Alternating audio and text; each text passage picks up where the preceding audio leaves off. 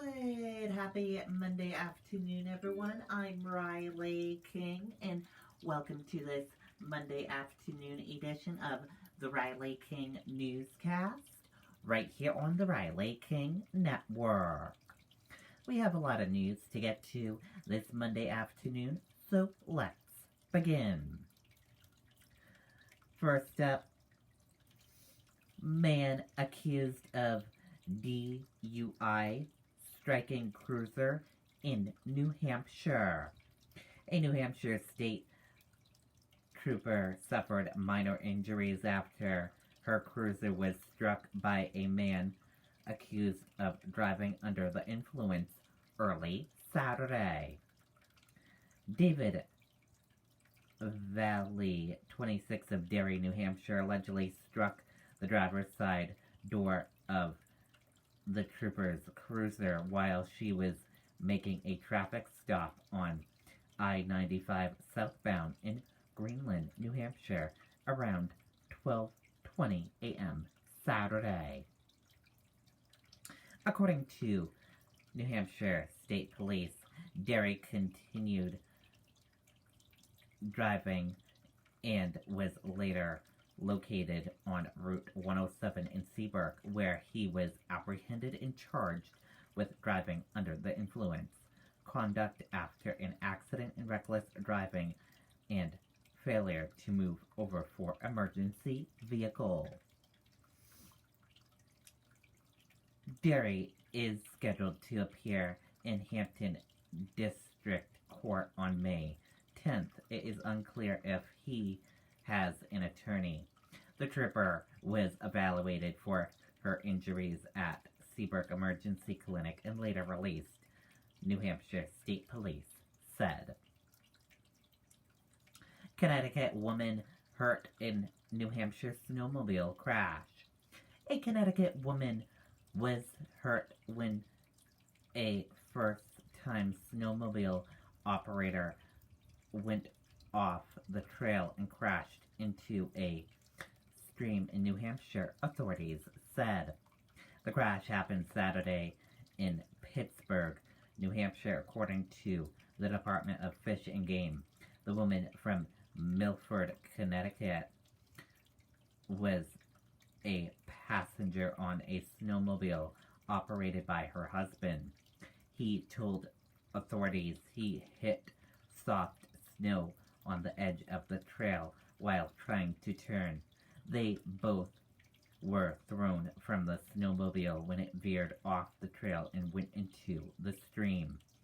Officials said it was the first time the man had operated a snowmobile.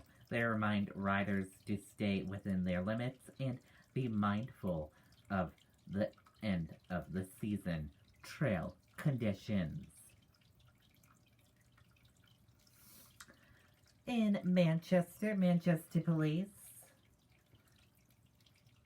a reckless conduct on March 14th, 2021, at approximately 9:30 a.m., the Manchester police responded to 645 Rimond Street for a report of a gunshot.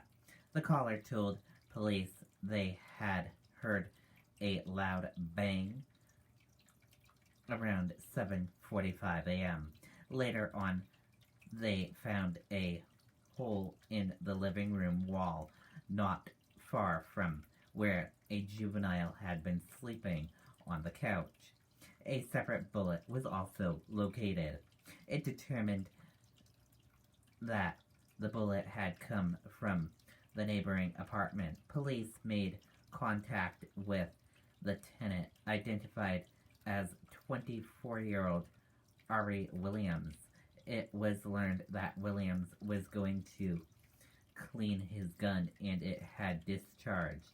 He put the gun back in the box and did not call police or check to see if the bullet had struck anyone. Williams was charged with reckless conduct. He was released on PR bail and will be arraigned in Hillsborough Superior Court. This man right here, take a look from Manchester, New Hampshire Police Department. Package stolen. Foot pursuit leads to an arrest. On March 13th, 2021, at approximately 10:50 a.m., Manchester police responded to the area of 115 Mammoth Road for a report of a theft in progress. The caller said they saw someone steal a package that had been delivered to their neighbor. The caller began following the suspect but lost sight of him. An officer in the area of Hayward and Jewett Street saw a suspect meeting the description of the suspect. There was a short foot pursuit, and the suspect, identified as 48-year-old Joshua Converse of Manchester, was taken into custody.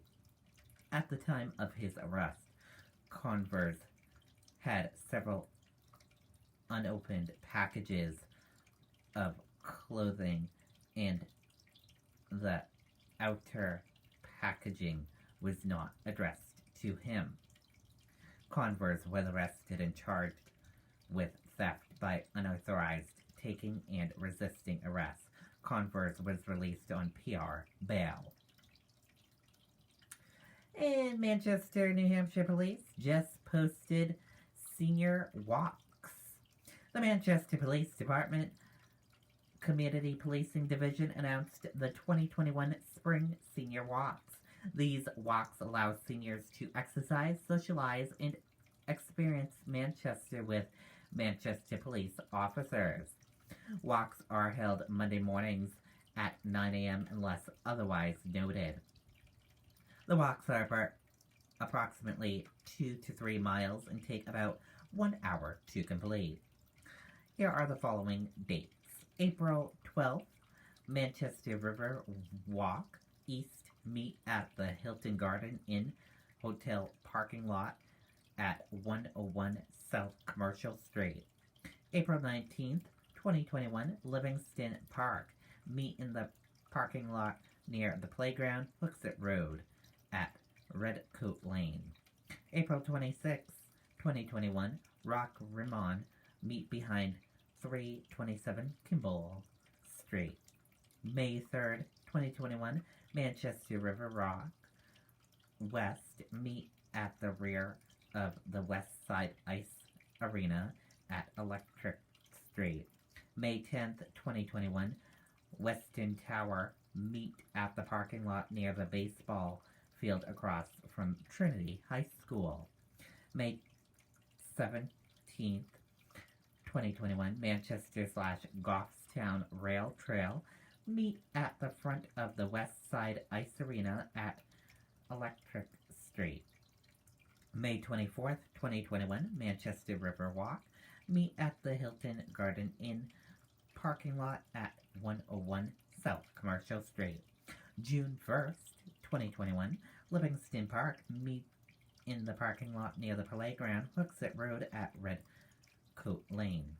June 7th, 2021, Massapequa Lake Trail. Meet in provided parking lot off Londonderry Turnpike, just south of Massapequa Traffic Circle. And June 14th, 2021, Manchester/Goffstown Rail Trail. Meet at the front of the West Side Ice Arena at Electric Street. And those are the following dates for the upcoming police senior walks.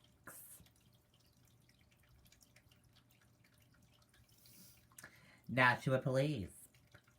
Nashua Police arrest man after he is accused of breaking into stranger's home who detained him until police arrived.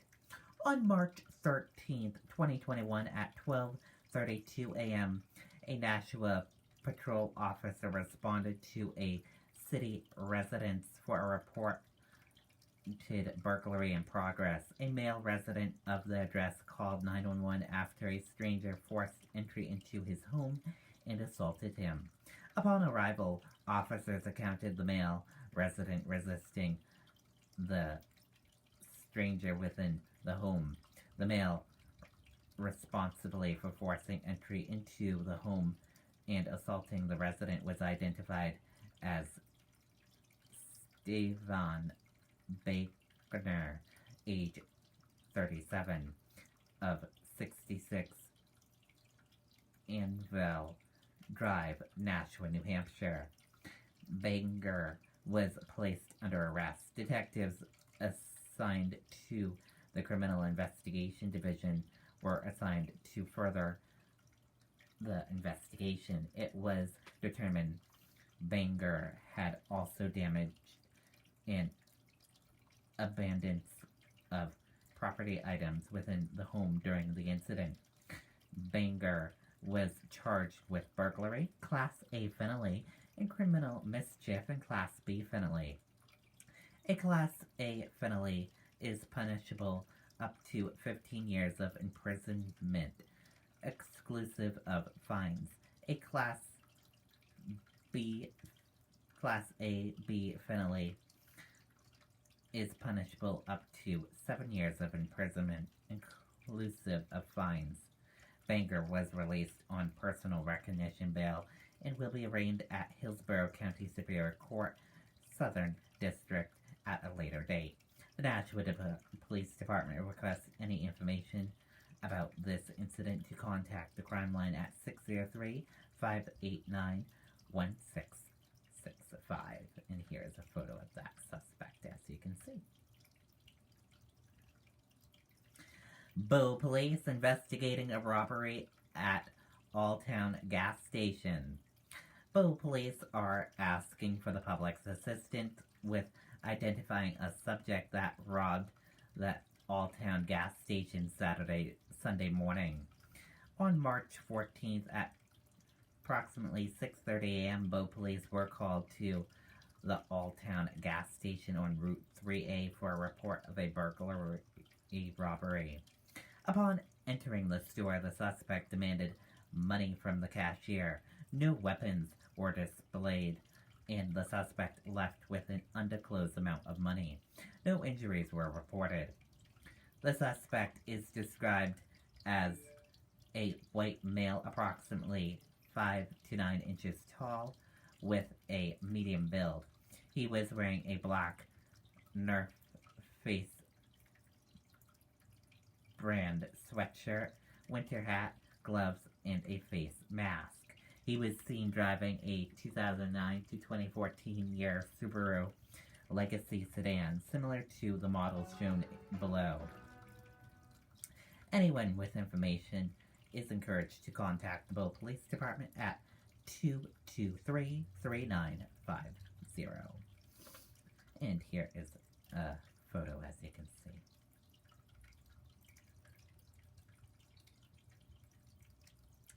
High winds take down trees and multiple power lines in Bedford.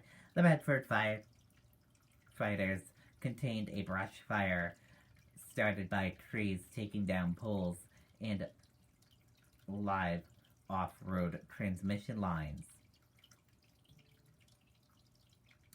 The Bedford firefighters and police responded to a reported brush fire on the Heritage Trail off Moore's Crossing Road on Sunday. When firefighters arrived, they found visible brush burning off along road electrical transmission lines. Firefighters were immediately found multiple energized power lines on the ground. Several trees from the highlands had fallen and took multiple utilities poles and power lines down to the ground. Fire crews immediately notified Eversource and could not apply any water to the fire due to live wires. Firefighters ran hose lines for water supply and used hand tools and water packs to protect adjacent areas to the live power lines. It does not appear there were any power outages in the immediate area. It is unknown what areas might be affected by power distribution at this time. Firefighters ran hose lines for water supplies and used hand tools and water packs to protect adjacent areas to live power lines. Eversource will be shutting power off to lines, and the reconstruction is anticipated to take several days.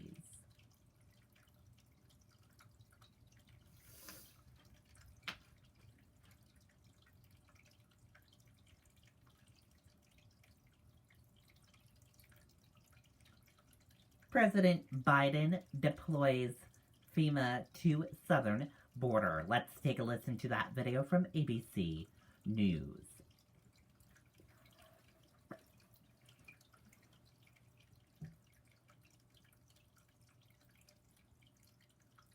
Okay guys, Microsoft Surface Pro 7, MacBook Pro. Surface comes with a pen and touchscreen. Mac gave me this little bar, but just give me a whole touchscreen. Surface Pro has a detachable keyboard.